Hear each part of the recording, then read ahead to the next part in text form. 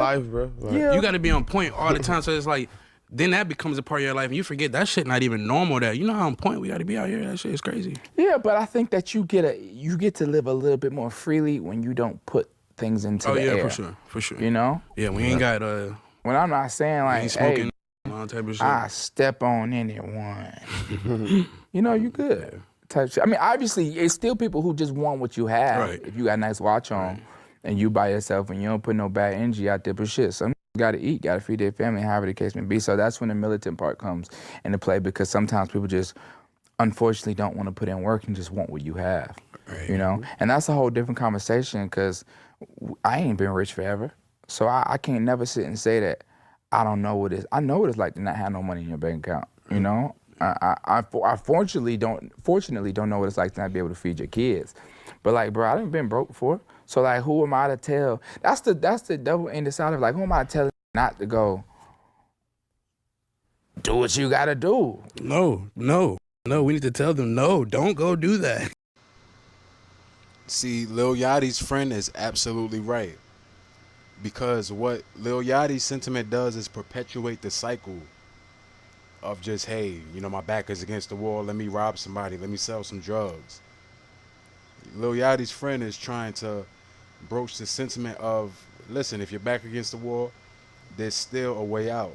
Don't limit yourself when it comes to opportunities. Don't limit yourself when it comes to things that you can do to, you know, improve upon your financial mishaps or you being broke or whatever. It's very, very important for us to understand not to limit ourselves when it comes to opportunities or when it comes to what we are capable of. We cannot limit ourselves. So this video is just about the aspect in which Lil Yachty is going back and forth with his friend, and he's kind of like Lil broing him in a way. You know, we're going to get to that aspect of it, but it's very important for us to value our brothers and have love and show respect to our brothers just when it comes to a certain setting that we're in, where we have to be mindful of the potentiality for some sort of, like, you know, embarrassment on the side of your brother. You know, so we're going to get into it just based off of how it looked. It just was really like, it was almost cringe how Lil Yachty was Lil broing him, but just based off of what he said when it comes to the whole job aspect and not having a way out and understanding why people do what they do in terms of robbing and just trying to, you know, get it as far as doing certain things that can be illegal. Sometimes that mentality of, hey, my back against the wall, that doesn't apply. It doesn't apply to every so-called black man who sees beyond just what's in front of him.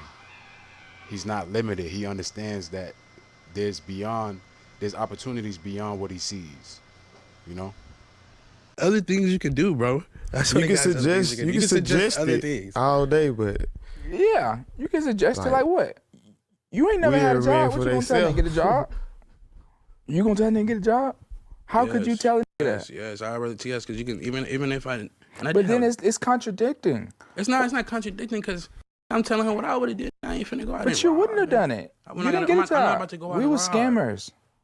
I I ain't gonna lie, bro. Yeah, we you learned from you that. tell them to get a job now, they think that's the lamest shit ever. And it's That's not. true. They think It's not, they though. think it's a real problem. It is true, but that is true though. Don't want to get jobs. I mean, that's true in certain cases when it comes to like a certain sect of our people. And most of the time it's simple-minded blacks who have that mentality of, oh, a job is lame. I'm just going to sell drugs. I'm going to do this. I'm going to hustle. I'm going to scam because that's cool. At the end of the day, any form of revenue generation is cool.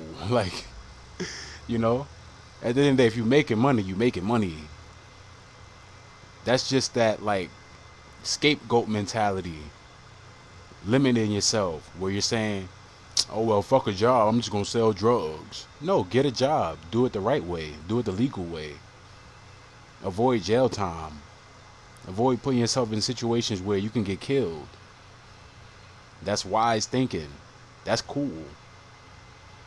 Like, a lot of our people, man, they have this weird ass mentality when it comes to how they approach certain things, as far as, you know, hustle, getting a job.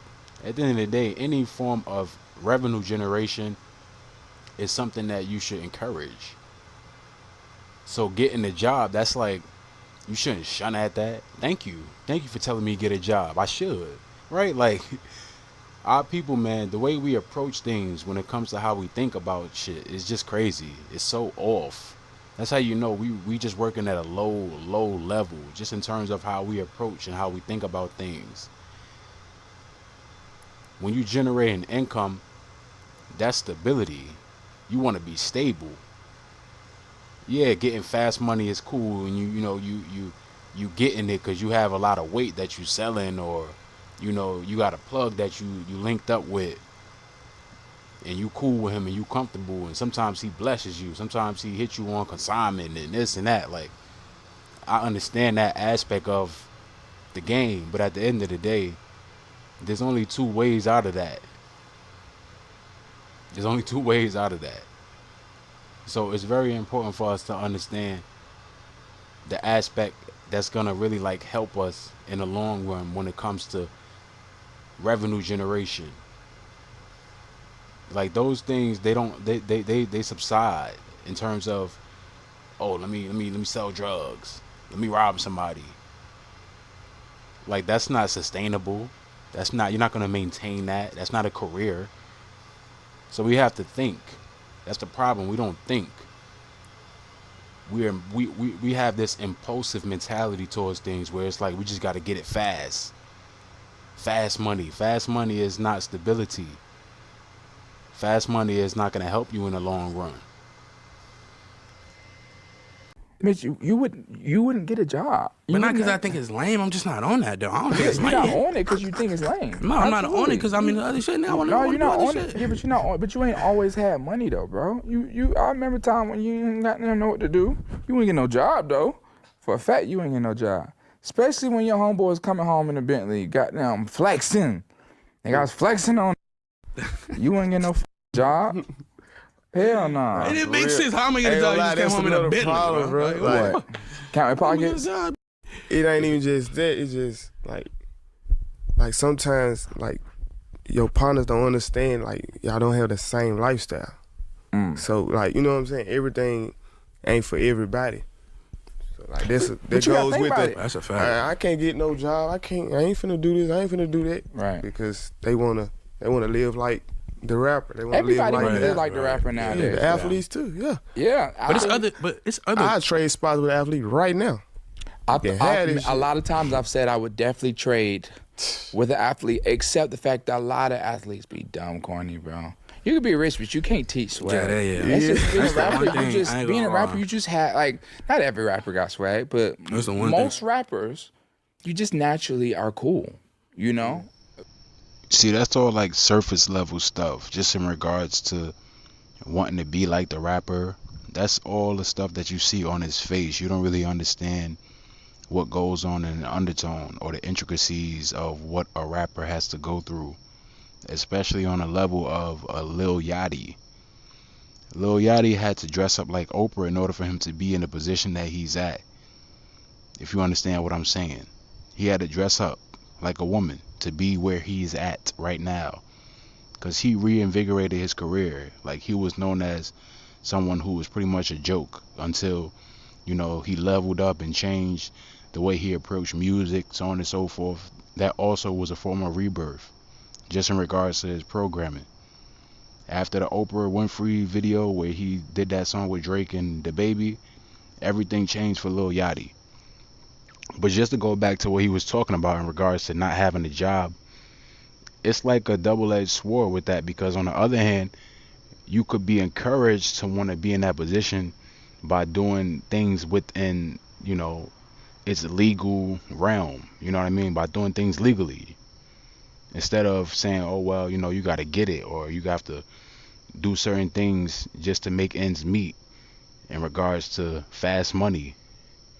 You can also encourage someone to do things the right way in order for them to be in the position of a Lil Yachty, or to feel like, I made it, just on the surface of, the optics. We already understand that there's other elements to the entertainment industry when it comes to what these rappers have to undergo and what they face. But I believe that the young brother Mitch, what his sentiment was is, listen, I understand that what you're saying is I probably wasn't as ambitious as I should have been, years ago, but it was only because what I saw from you, it made me feel like I didn't have to do that because you had that. So his fault was just feeling like he's entitled to what Yachty had. But I think that he was kind of just clunky in the way that he was explaining it, because I don't think that it was a thing of him saying that, I'm just gonna just be lazy and not work for what I want.